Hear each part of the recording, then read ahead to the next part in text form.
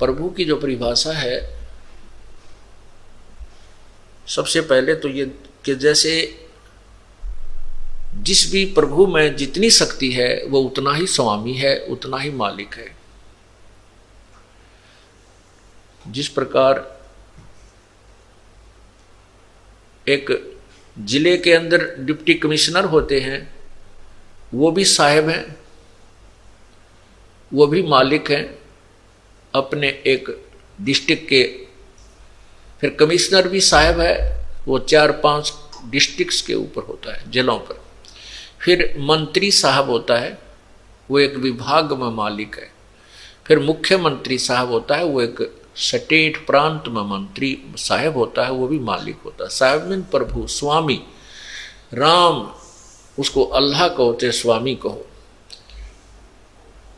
और प्रधानमंत्री बहुत से राज्यों पर, बहुत से स्टेट्स के ऊपर मालिक होता है।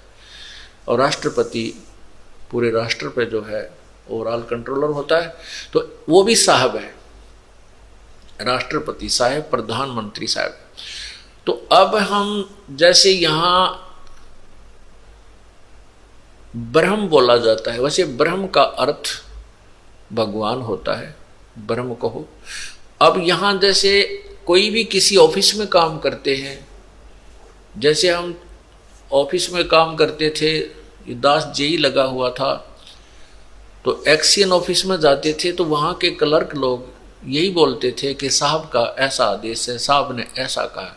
तो बार बार नहीं कहते थे एक्सियन साहब, उनका अंडरस्टूड साहब था। वहाँ सुनने वाले को भी अंडरस्टूड था, बोलने वाले को भी अंडरस्टूड था कि साहब कौन है। तो उस डिवीज़न का वो साहब अंडरस्टूड था। तो इसी प्रकार जैसे यहाँ इस 21 ब्रह्मांड में जो राम बोला जाता है, ब्रह्म बोला जाता है, तो यहाँ जब हम ब्रह्म बोलते हैं, अपने परमात्मा की वाणी में ब्रह्म शब्द आता है, गीता जी में ब्रह्म शब्द है, तो ब्रह्म का अर्थ है 21 ब्रह्मांड का मालिक, जो राम यानी ज्योति निरंजन, ये काल, इसको ब्रह्म, ये भी भगवान है, ईश है। लेकिन परब्रह्म क्यों कहा गया कि इससे नेक्स्ट जो परमात्मा है वो भी नेक्स्ट ब्रह्म, नेक्स्ट भगवान, अगला भगवान। और पूर्ण ब्रह्म इसलिए कहा गया क्योंकि ब्रह्म भी बहुत हैं, परब्रह्म भी बहुत है, उसके अंतर्गत बहुत से लोग हैं, इसलिए पूर्ण ब्रह्म बोला गया। पूर्ण भगवान, पूर्ण परमात्मा, कंप्लीट गॉड, ऑलमाइटी गॉड, यानी वो भी राम है और वो सबके ऊपर परमात्मा। इसलिए ब्रह्म, परब्रह्म, ब्रह्म माने भी भगवान होता है। जैसे ईश बोलते, ईश माने स्वामी। जैसे नरेश, नर जमा में ईश, नरेश राजा को कहते हैं, आदमियों का स्वामी, आदमियों में का मालिक, नरेश। जैसे मृगेश बोलते हैं, मृगेश का अर्थ होता है शेर, जो जंगली चौपाए जानवरों में मालिक, उनका प्रधान, उनका स्वामी। ऐसे ही ईश माने स्वामी, नर जमा में ईश, नरेश। ऐसे ही ईश का अर्थ होता है स्वामी। ईश है 21 ब्रह्मांड का मालिक, ईश माने भी भगवान होता, ईश। इसलिए इसको ईश्वर, परमेश्वर 3 शब्दों में इसलिए डिवाइड किया गया है क्योंकि ईश माने ब्रह्म, ईश इक्वलेंट टू ब्रह्म, ईश कहो चाहे ब्रह्म कहो। भगवान ईश माने प्रभु और ब्रह्म माने भी प्रभु।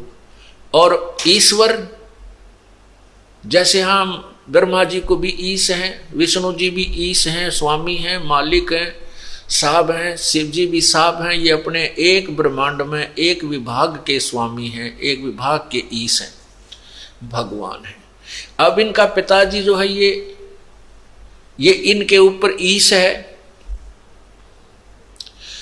इनके ऊपर स्वामी है। तो इस ब्रह्मांड में जो ईश है, ब्रह्म है, ये ब्रह्म है, काल ब्रह्म है, ज्योति निरंजन है, इसको हम ईश मानकर चलते हैं। और इससे बड़ा जो है जो ईश्वर, ईश्वर माने जो भगवानों में श्रेष्ठ, और परमेश्वर जो ईश्वर, ईश माने स्वामी, वर माने श्रेष्ठ, यानी भगवानों में श्रेष्ठ, और सब भगवानों में श्रेष्ठ, सेब का भी श्रेष्ठ, परम श्रेष्ठ। वर माने पति भी होता है, ईश्वर। वर वधु, तो ईश्वर का अर्थ है उस स्वामी का भी, उस ईश का भी पति मालिक ईश्वर, और परमेश्वर,